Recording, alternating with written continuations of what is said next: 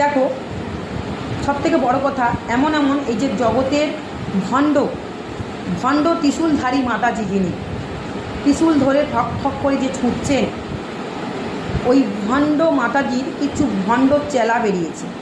উনি তাদেরকে ভিড়িয়ে দিয়েছেন আমার পিছনে লাগার জন্য। উনি তো লাগছেন দিন রাত বাজে বাজে গালাগালি, খিস্তি, মায়ের সামনে বসে দিন রাত অভিশাপ নিন্দে করেই যাচ্ছেন। আমি কটা ভিডিও ওনাকে নিয়ে ছাড়ছি, উনি কিন্তু প্রত্যেক দিন। আচ্ছা তোমরা বলো তো, মায়ের বেদিতে বসে, একদম ওটাকে তো উনি চেয়ার মনে করেছেন, মায়ের বেদিটা তো চেয়ার, উঁচু যে স্থানটা ওটা তো চেয়ার ওনার কাছে, বেদি ওনার কাছে নয় ওটা। কারণ মায়ের স্থানে মানুষ কখনো দাঁড়াতে পারে না, বসতেও পারে না। তো উনি তো সেটা করছেন। তো সেখানে বসে ভাব প্রত্যেক দিন 3টে, 3:30, কখনো 4টের সময় মাকে ভোগ দেন। সারাদিন পরে ভোগ দিচ্ছেন, ভালো কথা। সেই ভোগগুলো মুখে মাস্ক তো কখনো কেউ পড়ছে না, সবার জন্য রান্না হচ্ছে। ওদের যে কটা সেবিকা, চাকর, দাসী, দারোয়ান রেখেছে, ভক্তদের মন্দির করার টাকার নাম করে সেই টাকাগুলো নিয়ে তাদেরকে হাত করে আবার আমার ভিডিওতে কমেন্ট করতে পাঠিয়ে দিচ্ছে গালাগালি দিয়ে। কীরকম গুরু মাতাজি শেখাচ্ছে, ভণ্ড গুরু মাতাজি, বলো তোমরা।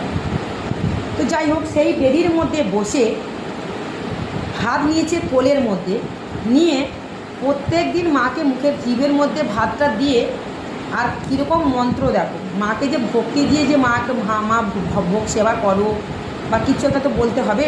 উনি কি বলছেন, আমার পিছনে অনেক শত্রু লেগেছে, সব মানে গানের মাধ্যমে উনি বলছেন। গানের গলা তো খুব সুন্দর, একদম লতা মঞ্জেশকর, ঠিক আছে, সেই গলা শুনলে লোকও পালাবে। তো যাই হোক, তো বলছেন আমার মন্দির হতে কেউ দিচ্ছে না, এই না তাই না, কলির যুগের ধরাধানে মা তুই আমায় পাঠিয়েছিস। মা ভাতটা দিয়ে থালাটা নিয়ে বসে আছে, একটু ঠেকি দিয়ে নিয়ে বসে আছে, থালাটাকে নিয়ে মাকে খাওয়ানোর কথা ভুলে গেছে, আর মাকে ওইটা মন্ত্র করছে, বেদির মধ্যে নিন্দে করছে মায়ের সামনে। টানা অন্তত নিন্দে করেছে 10 মিনিট বেদির মধ্যে বসে বসে, আর গান গাইছে, নিন্দে করছে, একে অভিশাপ দিচ্ছে, তাকে অভিশাপ দিচ্ছে, আর নিজেকে একটা বড় একটা জায়গায় প্রচার করার চেষ্টা করছে। এরকমভাবে করছে যে ওদের বিনাশ করবি, ওদের সর্বনাশ করবি, হা হা হা হা, মানে একটা হাসির মানে যাত্রাপাঠ হচ্ছে দিনের পর দিন। এটা ডেলি রুটিন হয়ে গেছে। মানে বিভিন্ন রকম কথাবার্তা, বিভিন্ন রকম কথা, খালি আমাকে ঢেস মেরে মেরে কথা, ঠিক আছে।